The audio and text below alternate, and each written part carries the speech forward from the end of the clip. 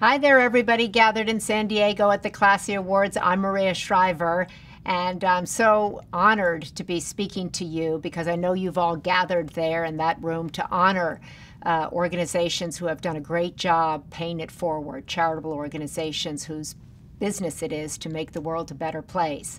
I love the name, the Classy Awards. Who wouldn't want to get a Classy Award?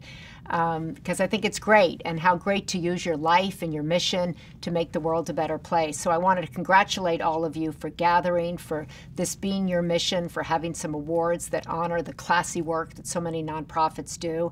It also happens to be, guess what, Eunice Kennedy Shriver Day. My mom was Eunice Kennedy Shriver, and she started one of the great nonprofits of all time, I believe, Special Olympics. And her mission, her goal, her focus was to change the world for people with intellectual disabilities. Congratulations to you classy people. Take a look at this classy woman. Not me, my mom.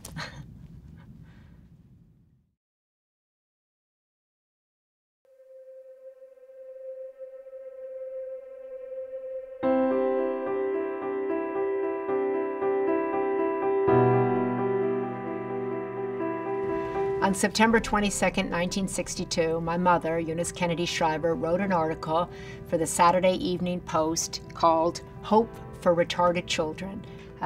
We don't use the word retarded anymore. If she were writing that today, she'd write hope for people with intellectual disabilities. Rosemary, named after her mother Rose, was born September 13th at home, a normal delivery. She was a beautiful child, resembling my mother in physical appearance. But early in life, Rosemary was different. She was slower to crawl, slower to walk and speak than her two bright brothers. My mother was told she would catch up later, but she never did. Rosemary was mentally retarded. That line in the first paragraph, the first page of this article, Rosemary was mentally retarded, was my mother stating for the world that she had a sister with an intellectual disability. This was a big, big moment in her family's life and in the life of the nation. Her brother was President of the United States. He was viewed as the best and the brightest that this country had to offer. And along came a Kennedy woman, my mother, Eunice, and said to the world, we have a member of our family who has an intellectual disability.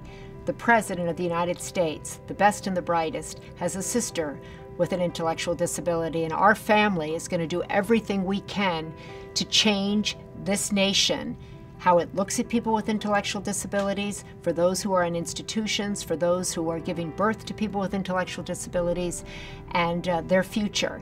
The world viewed her family as a family for whom everything was possible. They were the best, the brightest. They were, Camelot. Oh, and they also had a member of their family who had an intellectual disability. Well, if it can happen to the Kennedys, it can happen to anyone. Mommy was persistent, diligent, determined, tireless.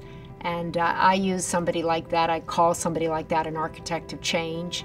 And she was that, and her family was that. And they changed not only the United States, but the entire world for those with intellectual disabilities. Now, 50 years later to the day, is the Eunice Kennedy Shriver Day. So I would ask you on September 22nd to walk out in your life and think about hope, hope for someone who's different, hope for a person with intellectual disabilities, hope for yourself, hope for our nation, and to continue the hope that my mom fought for every day of her life.